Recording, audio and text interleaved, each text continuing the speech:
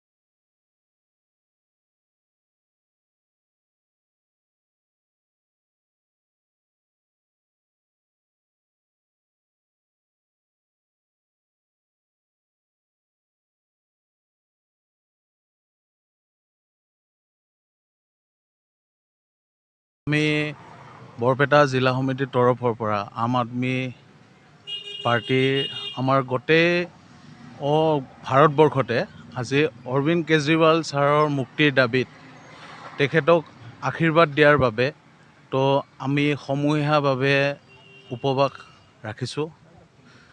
আশা কৰিছোঁ আজি গণতন্ত্ৰ হত্যাকাৰী এটা যিটো দল বিজেপি দলৰ যিটো এটা অত্যাচাৰী যিটো শাসন চলি আছে, তেওঁলোকক আমি কৈ ভাগৰি গৈছোঁ যে আমি সততাৰ ৰাজনীতি কৰি আহিছোঁ, কিন্তু তেওঁলোকে বাৰে বাৰে কৈ আছে আমি সুৰা কেলেংকাৰীৰ লগত জড়িত, কিবা কেলেংকাৰীৰ লগত জড়িত, কিন্তু আজিলৈকে তেওঁলোকে আমাক কোনো এটা কেলেংকাৰী প্ৰমাণিত কৰিব পৰা নাই।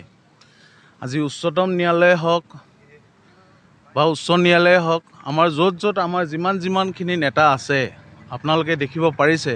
অনাগত দিনত সঞ্জয় সিং ডাঙৰীয়া তেখেত জেলৰ পৰা ওলাই আহিলে, আজিলৈকে তেখেতক প্ৰমাণ কৰি দেখাব নোৱাৰিলে যে তেখেতেও সুৰা কেলেংকাৰীৰ লগত জড়িত আছিল বুলি।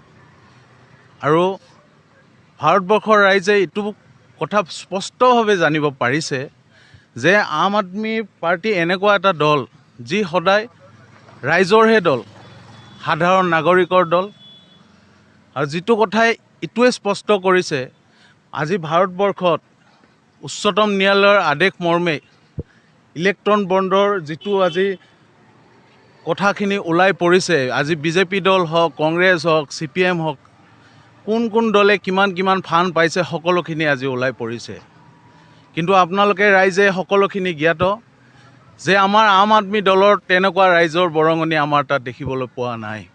আৰু এইটোৱে স্পষ্ট কৰে যে আমি ৰাইজৰ মাজত কেতিয়াও আমি কেলেংকাৰীৰ লগত জড়িত নহয়। আজি কেজৰিৱাল ছাৰক যিখিনি অত্যাচাৰ কৰি আছে, অকল কেজৰিৱাল ছাৰক বুলি ক'লে ভুল হ'ব।